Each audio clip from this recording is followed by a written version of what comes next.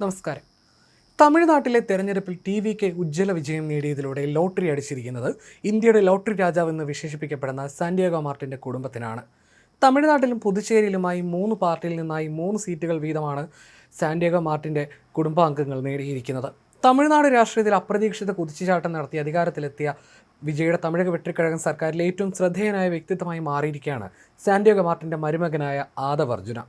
DMK, VCK എന്നീ പാർട്ടികളിലൂടെ സഞ്ചരിച്ച് ഒടുവിൽ ടി.വി.കെയിലെത്തിയ യാദവ് സംസ്ഥാനത്തെ പുതിയ ഭരണ സംവിധാനത്തിൻ്റെ കേന്ദ്രബിന്ദുവായി മാറിയിരിക്കുകയാണ്. ദക്ഷിണേന്ത്യയിലെ അതിശക്തമായ ഒരു ബിസിനസ് രാഷ്ട്രീയ സാമ്രാജ്യത്തിൻ്റെ കണ്ണി എന്ന നിലയിൽ ആദവിൻ്റെ വളർച്ച അമ്പരപ്പിക്കുന്നതാണ്. ഒരുപക്ഷേ ദക്ഷിണേന്ത്യയിലെ ബിസിനസ് കുടുംബങ്ങളിൽ മാർട്ടിൻ കുടുംബത്തെ പോലെ ഇത്രയധികം രാഷ്ട്രീയ വൈവിധ്യമുള്ളവർ ഇന്ന് വേറെ ഉണ്ടാകില്ല എന്നും വിലയിരുത്താം. കഴിഞ്ഞ ഒരു വർഷത്തിനിടെ ടി.വി.കെയുടെ ഏറ്റവും ശ്രദ്ധേയനായ സംഘാടകനായും തന്ത്രജ്ഞനായും ആദവ് ഉയർന്നു വന്നു.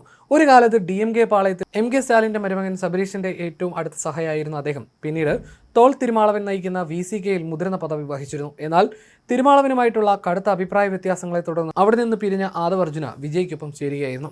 ടി.വി.കെയിൽ തിരഞ്ഞെടുപ്പ് പ്രചാരണങ്ങൾ, സഖ്യ ചർച്ചകൾ, ബൂത്ത് തലത്തിലുള്ള പ്രവർത്തനങ്ങൾ എന്നിവ ഏകോപിപ്പിക്കുന്നതിൽ അദ്ദേഹം നിർണായക പങ്ക് തന്നെയാണ് വഹിച്ചത്.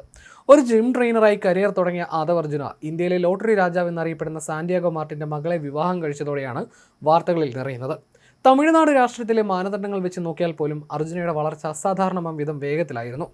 ബിസിനസ്, രാഷ്ട്രീയ മേഖലകളിലെ ബന്ധങ്ങളിലൂടെ പടിപടിയായി മുന്നേറുകയും ഒടുവിൽ സംസ്ഥാനത്തെ ഏറ്റവും വലിയ രാഷ്ട്രീയ മാറ്റങ്ങൾക്ക് വഴി തുറന്ന പ്രസ്ഥാനത്തിൻ്റെ മുൻനിരയിൽ സ്ഥാനം പിടിക്കുകയും ചെയ്തു. വിജയ് നയിക്കുന്ന സർക്കാരിൽ അർജുന ഇപ്പോൾ അധികാരസ്ഥാനത്തിരിക്കുമ്പോഴും അദ്ദേഹത്തിൻ്റെ കുടുംബത്തിലെ മറ്റംഗങ്ങൾ മറ്റു രാഷ്ട്രീയ ചേരികളിലായി വിന്യസിക്കപ്പെട്ടിരിക്കുകയാണ്. അണ്ണാ DMK ഇപ്പോൾ ഒരു പിളർപ്പിനെ നേരിടുകയാണ്. ഒരുപക്ഷെ ഒരാഴ്ചയ്ക്കുള്ളിൽ തന്നെ സാന്റിയാഗോ മാർട്ടിൻ്റെ ഭാര്യയായ ലീമ റോസ് മാർട്ടിൻ ടി.വി.കെയുമായി അടുക്കുന്ന MLA-മാരിൽ ഒരാളായി ഇതിലൂടെ മാറിയേക്കാം. അതേസമയം പുതുച്ചേരിയിൽ ആദവിൻ്റെ ഭാര്യ സഹോദരൻ ജോസ് ചാൾസ് മാർട്ടിൻ തികച്ചും വ്യത്യസ്തമായ ഒരു പാതയാണ് തിരഞ്ഞെടുത്തത്. 37-കാരനായ ഈ വ്യവസായി LJK എന്ന പാർട്ടി രൂപീകരിക്കുകയും പുതുച്ചേരിയിൽ BJP പിന്തുണയുള്ള NDA സഖ്യവുമായി ചേർന്ന് തൻ്റെ ആദ്യ നിയമസഭാ തെരഞ്ഞെടുപ്പിൽ മത്സരിക്കുകയും തുടർന്ന് വിജയിക്കുകയും ചെയ്തു. ഒരു രാഷ്ട്രീയക്കാരനേക്കാൾ ഉപരി ഒരു കോർപ്പറേറ്റ് തന്ത്രജ്ഞനെ പോലെയാണ് ജോസ് ചാൾസ് സംസാരിക്കുന്നതും പ്രവർത്തിക്കുന്നതുമെല്ലാം. മാർട്ടിൻ കുടുംബത്തിൻ്റെ രാഷ്ട്രീയ സ്വാധീനത്തെ അവരുടെ ബിസിനസ് സാമ്രാജ്യത്തിൽ നിന്നും വേർപെടുത്താൻ കഴിയില്ല. തങ്ങളുടെ സാമ്പത്തിക കരുത്ത് കാലങ്ങളായി എല്ലാ രാഷ്ട്രീയ പാർട്ടികളിലേക്കും അവർക്ക് വഴി തുറന്നു നൽകുന്നുണ്ട്. വർഷങ്ങളോളം വിവിധ അന്വേഷണങ്ങൾ നേരിട്ടപ്പോഴും രാഷ്ട്രീയ എതിരാളികളുടെ ആക്രമണങ്ങളെല്ലാം നേരിട്ടപ്പോഴുമെല്ലാം പ്രത്യയശാസ്ത്ര ഭേദമെന്നീ എല്ലാ പാർട്ടികളുമായും ബന്ധം പുലർത്താൻ സാന്റിയാഗോ മാർട്ടിന് സാധിച്ചു. കേരളത്തിൽ മുൻ മുഖ്യമന്ത്രി VS അച്യുതാനന്ദൻ മാത്രമാണ് സാന്റിയാഗോ മാർട്ടിനെ എതിർത്ത ഏക നേതാവ്. എന്നിരുന്നാലും മാർട്ടിൻ ശൃംഖല വികസിച്ചുകൊണ്ടേയിരുന്നു. ഇപ്പോൾ ഏതെങ്കിലും ഒരു പാർട്ടിയുമായി മാത്രം അടുപ്പം പുലർത്തുന്നതിന് പകരം ഒരേ സമയം ഒന്നിലധികം അധികാര കേന്ദ്രങ്ങളിൽ ഈ കുടുംബം വേരുകൾ ആഴ്ത്തിയതായി കാണപ്പെടുകയാണ്.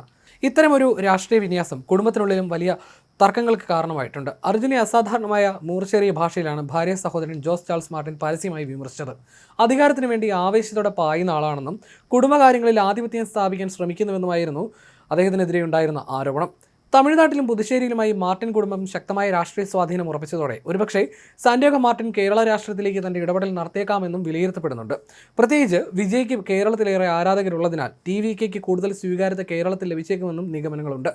കേരളത്തിലും ദശാബ്ദങ്ങളായി മാർട്ടിൻ്റെ പേര് സുപരിചിതമാണ്. ഒരുപക്ഷെ അത്തരമൊരു നീക്കം നടത്തിയാൽ തമിഴ് പേരുകളുള്ള വോട്ടർമാർ കൂടുതലുള്ള മണ്ഡലങ്ങളിൽ മാർട്ടിന് സ്വാധീനമുണ്ടാക്കാൻ കഴിയുമെന്നും വിലയിരുത്തപ്പെടുന്നു. എന്തായാലും ഇത് സംബന്ധിച്ച് ഔദ്യോഗിക സ്ഥിരീകരണങ്ങളൊന്നും തന്നെ ഇതുവരെ പുറത്തു വന്നിട്ടുമില്ല.